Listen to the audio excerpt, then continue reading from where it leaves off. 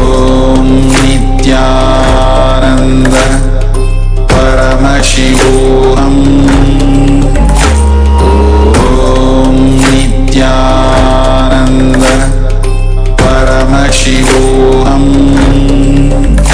Om Nithyananda Paramashivoham. Om Nithyananda Paramashivoham. Om Nithyananda Paramashivoham. Om Nithyananda Paramashivoham. Om Nithyananda Paramashivoham. Om Nithyananda Paramashivoham. Om Nithyananda Paramashivoham. Om Nithyananda Paramashivoham. Om Nithyananda Paramashivoham. Om Nithyananda Paramashivoham. Om Nithyananda Paramashivoham. Om Nithyananda Paramashivoham. Om Nithyananda Paramashivoham. Om Nithyananda Paramashivoham. Om Sugadam Kevalam Jnanamurtim Dvandvatitam Gagana Sadusham Tattvamasyaadilaksham Ekam Nityam Vimalamachalam Sarvadi Sakshi Bhutam Bhavatitam Trigunarahitam Sadgurum Tam Namami. Nithyanandam, we offer our humble obeisance, our humble pranams at the divine lotus feet of the Supreme Pontiff of Hinduism, Jagatguru Mahasannidhanam, His Divine Holiness Bhagavan Nithyananda Paramashivam. We welcome all the viewers across the world for this Uttamottama Seva to Paramashiva from Nithyanandeshwara Paramashiva Devalayam Adi Kailash Sarvajna Peetam. For those of you who are tuning in for the first time to KAILASA Nithyananda TV, welcome to the official TV channel for Sri Kailasa, the only and greatest Hindu nation in the world. Sri Kailasa is a Hindu nation revived by His Divine Holiness Bhagavan Nithyananda Paramashivam, which serves millions with a simple yet powerful way to experience and live enlightenment. Nithyananda Paramashivam, His Divine Holiness, is the reviver of Kailasa, the ancient enlightened civilization, and the great cosmic borderless Hindu nation.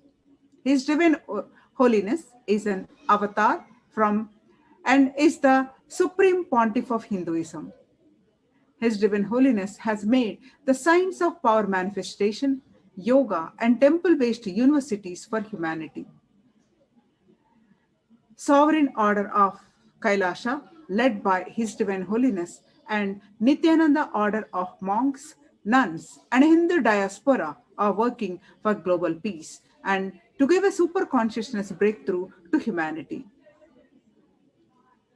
Nithyananda Hindu University is the world's largest university with extended campuses in 150 countries, is collecting, organizing, time capsuling, preserving, decoding, spreading, and reviving 20 million source books on Hinduism, and 64 sacred arts, and sciences like Ayurveda, music, dance, sculpting, astrology, and Vastu. His Divine Holiness is the 293rd Guru Mahasannidhanam of Shyamala Pita Sarvajna Pitam, the ancient apex body of Hinduism, and is the current emperor of Surya Vamsha Surangi Samrajyam. His Divine Holiness has survived the worst persecution on person and character by anti-Hindu elements. To explore more videos, you can visit KAILASA's Nithyananda YouTube channel.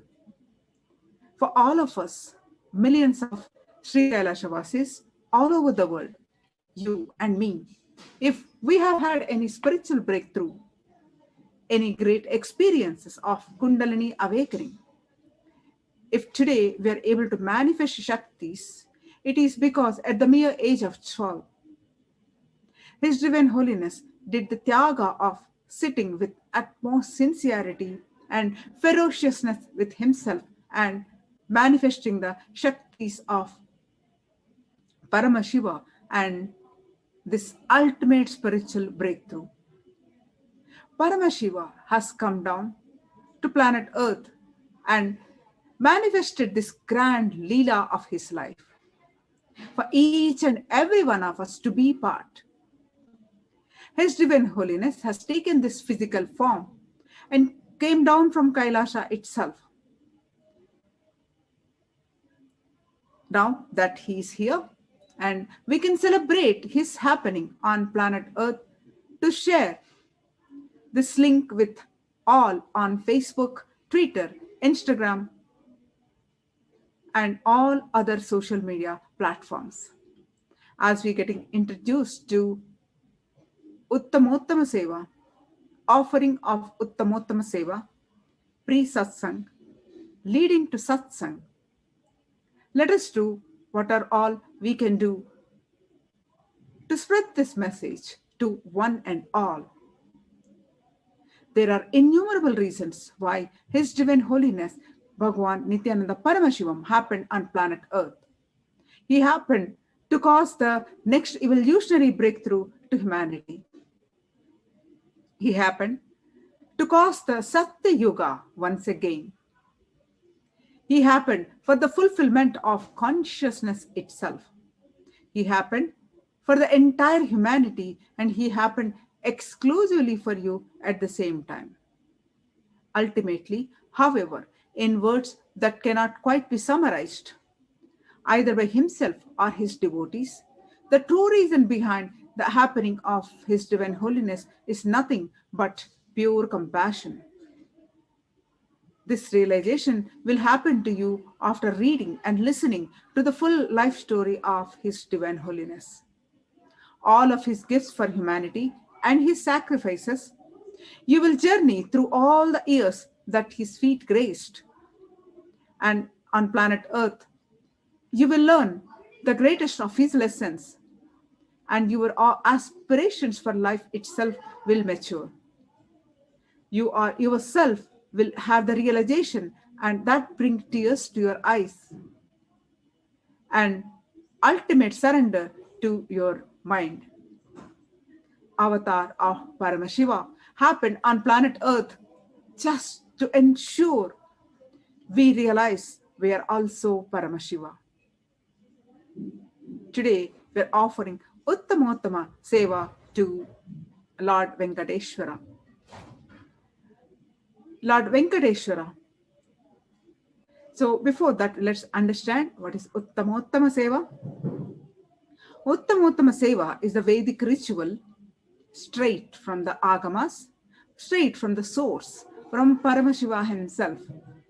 It is a ritual of offering the best of the best to Paramashiva. Uttamottama means best of the best, and offering, Seva is offering. So Uttamottama Seva is the best offering of the best to Paramashiva. Whatever we offer to Paramashiva comes back to us 1,000 folds, many million folds. And Paramashiva is the source of everything, be it grains, knowledge, be it skills or people, everything. Offering the best of the best is a way we can offer to our gratitude to Paramashiva and being integrated to him and his words. Uttamottama Seva is an intricate ritual that is described by Paramashiva himself. So many offerings are there that are come down from the Vedic best of the best that is offered in Vedic tradition. That should be offered to Paramashiva. The various types of dance and the way it is danced, the food that should be offered. The Uttamottama Seva is described by Paramashiva as the best of the best. We offer Abhishekam, Vastram, Gandham, Abharanam, Archanam, Dupam, Deepam, Naivedyam, Aratrikam, Deepopacharam, Pushpanjalim, Chaturvedam, Krushasuktam, Agamastotram, Dravida Vedam, Nityam, Sangeetam, Vadyam, and Swasti Vachanam. The source of all these best things is Paramashiva. He has given these to us. Offering them back at his feet is what we do during this seva. Thereby, we experience the intense Shakti Nipata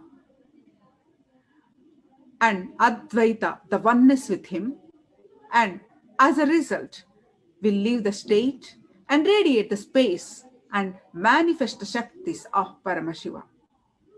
And also, since it is Agama Vidhi, Paramashiva's instructions, we offer them during this seva. The best of the food that is offered as Naivedyam, the best of the movement a body can offer as dance, Nitya Seva, the best of the sound offered as music, Sangeeta Seva, and the best of the consciousness offered as power manifestation, Shakti Avishkarana. The best that humanity can offer to Paramashiva as gratitude is offered in Uttamottama Seva. Today, we are offering Uttamottama Seva to Lord Venkateshwara. His Divine Holiness says that I have a very strong connection with Lord Venkateshwara. My mother came to know that she was carrying me when she was on a pilgrimage to Venkateshwara temple in Tirupati. She did Anga Pradakshina, that is circumambulating the temple by rolling on the floor around it. And after that she vomited. Usually people vomit after the Anga Pradakshina. They gave her the prasada, the sacred food of laddu. And after that also, again, she started vomiting. Then the elders saw the pulse and confirmed that she was carrying. The first sweet I got it from is from Lord Venkateshwara. His Divine Holiness narrates that I have very strong connection with the Lord Venkateshwara. The pure compassion, muscle memory from Venkateshwara, who is the Mahavishnu's incarnation, is the source of my muscle memory. That is the reason I am not only in love with Mahavishnu, I just like him too much and in love with him. He continues that because my muscle memory is made of pure compassion, that pure compassion fabric is neither experiences pain nor makes sufferings out of pain. He is the Lord Venkateshwara is the compassionate incarnation of Sri Mahavishnu, who resides in Nithyanandeshwara Paramashiva Devalaya along with other deities traditional to the Tirumala Tirupati Venkateshwara Devalaya Sannidhi. Lord Venkateshwara heals and blesses relationships to become more joyful and prosperous. He is Srinivasa, that is, the one who has Sri Devi Mahalakshmi, the goddess of wealth and prosperity, within his chest. He is pleased when his devotees enrich and serve others. He is unconditional love himself and showers abundance of wealth and happiness on those who live in service of others. Venkateshwara is the Lord of Anahata Chakra, the heart center. This center is blocked by attention need and is unblocked by unconditional love and compassion. Venkateshwara holds a chakra in his upper right hand, is a weapon, and hence it represents a remover of the fear. In his upper left hand, he holds the conch or shank, which is blown during the times of war. During the times when we think something new is added to our life, the conch is the symbol of desire. The attention need moves away from loving unconditionally and make us psychological slaves. These emotions makes us crave for others' approval for all our actions, sometimes explicitly and sometimes implicitly. All our relationships have become conditional. It has become just give and take. This is because our entire identity is based on certificates that others gave us, or just others we expect that others to give us. Our instinct naturally tries to preserve it in some form or the other. We invest in these certificates from different sources and become fragmented. We seek attention either out of greed, to add something more, or to confirm our existing certificates, and we are fearful of it being taken away, as our identity that we show to the outer world would collapse otherwise. If someone pulls and takes back their certificate like a house of cards that we see kids build, our entire identity can be shaken and crumble in that moment. Once we go beyond these two emotions by surrendering to the divine or to our Satguru, represented by our lower right hand pointing to the Master's feet, we are embraced by him, represented by the lower left hand, Abhaya Hasta. We become centered and integrated. An overflowing energy starts exuding from very being. There will be no more give and take. There will be just sharing because we are overflowing. This is the energy of Venkateshwara. All our relationships have become conditional. That will be on the basis of, that will be transcend to expressing unconditional love and taking care of them without anything expecting in return. There is this beautiful story. So to establish feeling connection with Lord Venkateshwara, to transcend beyond any relationship issues or wealth, engage in powerful feeling connection with him. Let your being be engaged in unclutching. This must be the trend with which you are carrying on with your day-to-day life. Now, let's understand the story of Lord Venkateshwara. Tirumala temple is very, very famous, the richest temple in India. Is one amongst the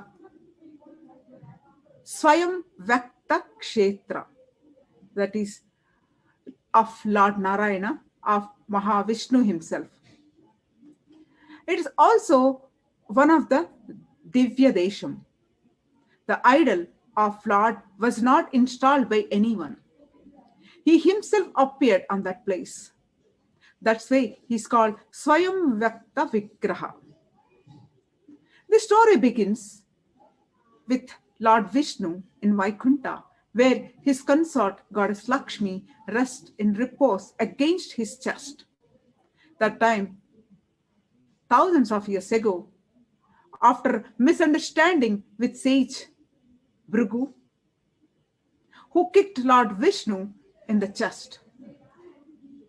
So Lord Devi Lakshmi was angry and forsook her husband and left the heavens, left that Vaikunta for earth. So a desperate Lord Vishnu followed her on earth and decided to stay there till she calmed down, till completion happens. Both were reincarnated, Vishnu, Mahavishnu as Srinivasa and goddess Lakshmi as Padmavati, the daughter of the king mountains. When Srinivas wanted to marry Padmavati, her father refused, saying that he was penniless. Without Lakshmi by his side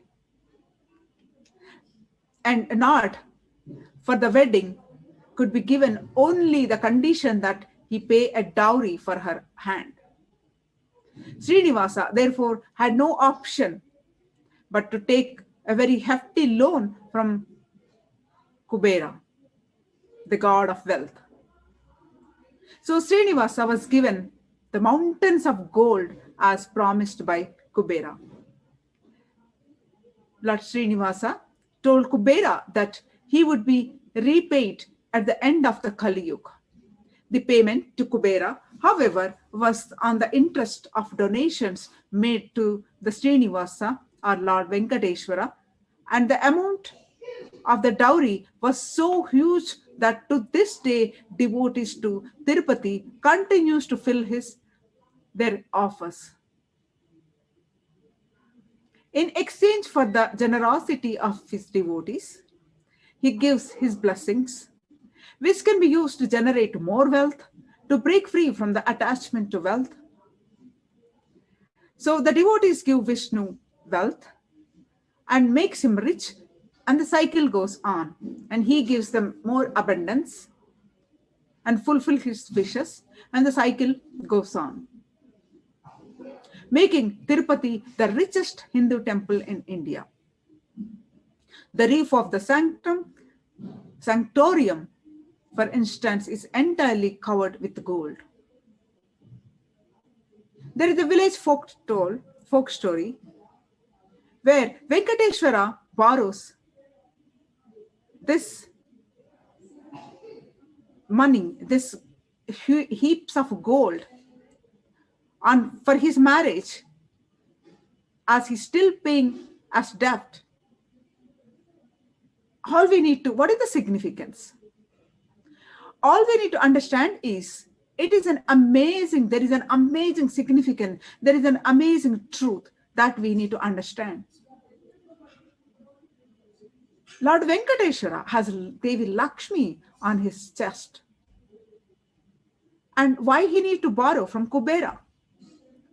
It is one of the important truth revealed that Venkateshwara takes the responsibility of the reserve to reserve.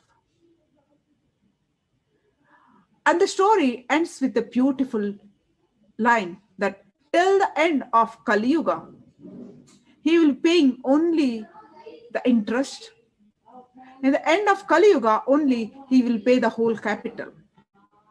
If he pays the capital, the current will stop. The economy will stop. The whole thing will become part of the reserve and life is over. This is the significance of offering anything, our wealth, to Lord Venkateshwara. There is this beautiful tradition that is in Tirumala Tirupati temple, is called Niluvu Dopidi, where devotees of Venkateshwara offer whatever they have, that is the money, gold, jewels, whatever they have, in the hundial as offering their incompletions and homas and karmas at the feet of Venkateshwara. His Divine Holiness Swamiji has opened the opportunity for thousands of devotees to offer and be relieved from the Topidi, as directly His Divine Holiness Swamiji will be gracing us in the Venkateshwara Bhava Samadhi Darshan and accepting the offerings and liberating us from karmas and incompletions during the Bhava Samadhi Darshan and Paramashivoham online program. All the offerings devotees have to keep them in cloth and knot it and then put it in the Srivari Hundi, thanking God for protecting them for their pains. By offering Niluvu Dopidi, we give our infinite desires, physical elements, mental sufferings, conflicts within family and friends, negative patterns. He actually does Niluvu Dopidi of all these sufferings from us. This is the actual significance of Niluvu Dopidi. So today we are offering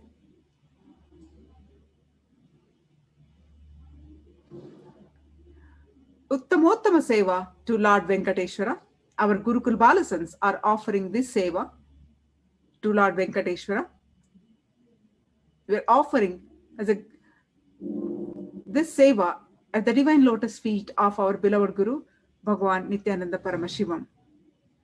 Let's all stay tuned and enjoy this Uttamottama Seva and get the blessings of Lord Venkateshwara and our beloved Guru, Bhagavan Nithyananda Paramashivam. Thank you so much. Nithyanandam.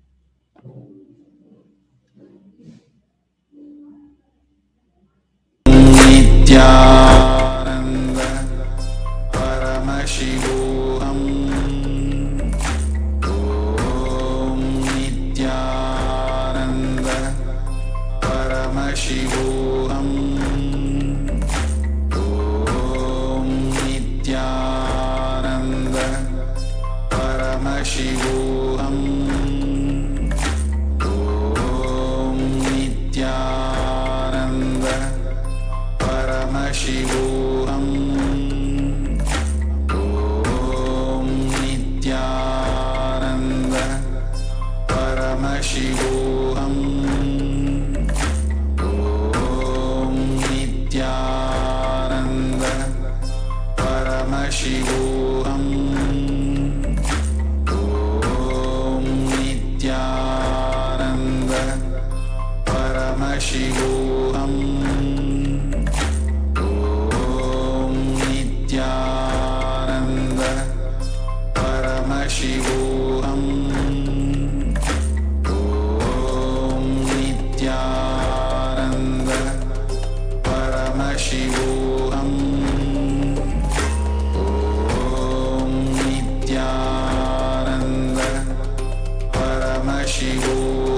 Paramashivoham.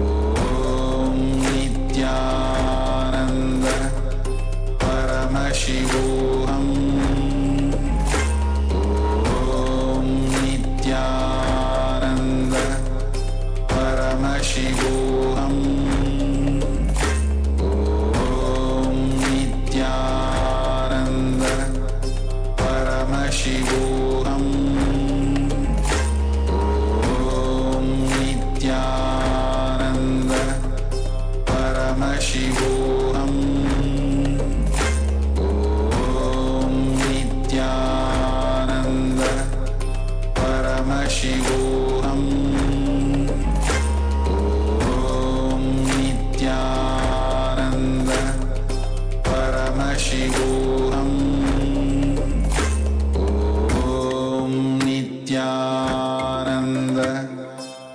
Paramashivoham.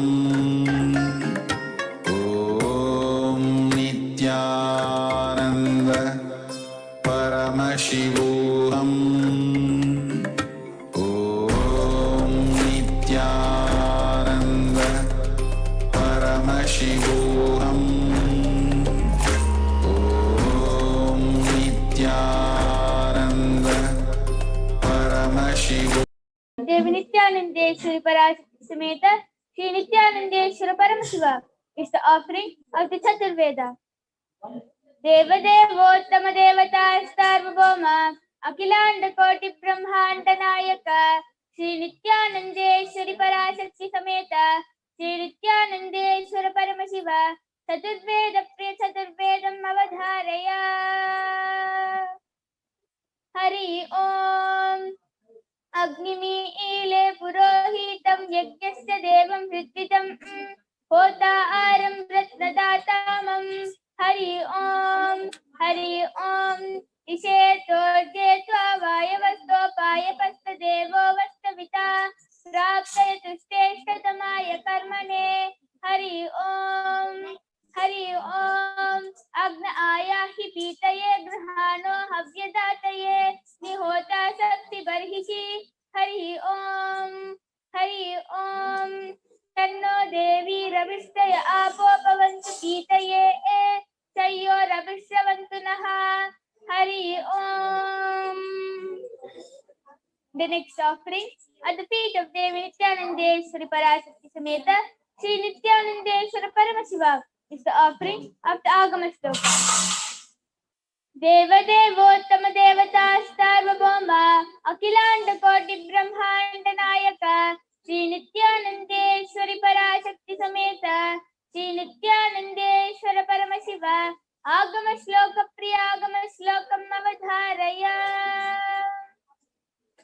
Shri Bhagavan Uvacha Ati Kautuhala Vishta Prichashe Tachunu Priye Yanme Netrantare Vahnir Yadvanitamanuttamam Tatsarvam Katayishyami Yoga Yukyashunu Priye Yatsvarupam Nijam Sittam Vyapakam Sarvatomukam Sarvabhutantaravastam Sarvaprani Sujivanam Yoga Gamyam Durasadam Dushpapamakritatamadhihi Jnanadi Shadagunayete Tatrastaha Prabhavantihi Sa vai Mahakriya Rupa Samstitaika Kriyamata Animadi Guna Nashtau Karoti Vikaroti Cha Evam Mamecha Jnanakyat Kriyakya Shakti Ruchyate. The next offering at the feet of Devi Nithyanandeshwari Parashakti Sameta Shri Nithyanandeshwara Paramashiva is the offering of the Dravida Vedam. Deva Devottama Devata Sarvabhauma Akhilanda Koti Brahmanda Nayaka Shri Nithyanandeshwari Parashakti Sameta Shri Nithyanandeshwara Paramashiva Dravida Veda Priya Dravida Vedam Avadharaya. Shivadi Chitrambalam Veyuru Toli Pangan Vidamunda Kandan Miganalla Vinay Kadavi Masaru Tingal Gangai Mudimela Nindu Yen Ulame Pugunda Adanai Nyayiru Tingal Sevvai Budan Vyalan Velli Shanipambirandum Mudane Masaru Nalla Nalla Avai Nalla Nalla En Adiyadavarku Migave. Shiva Tiruchitrambalam.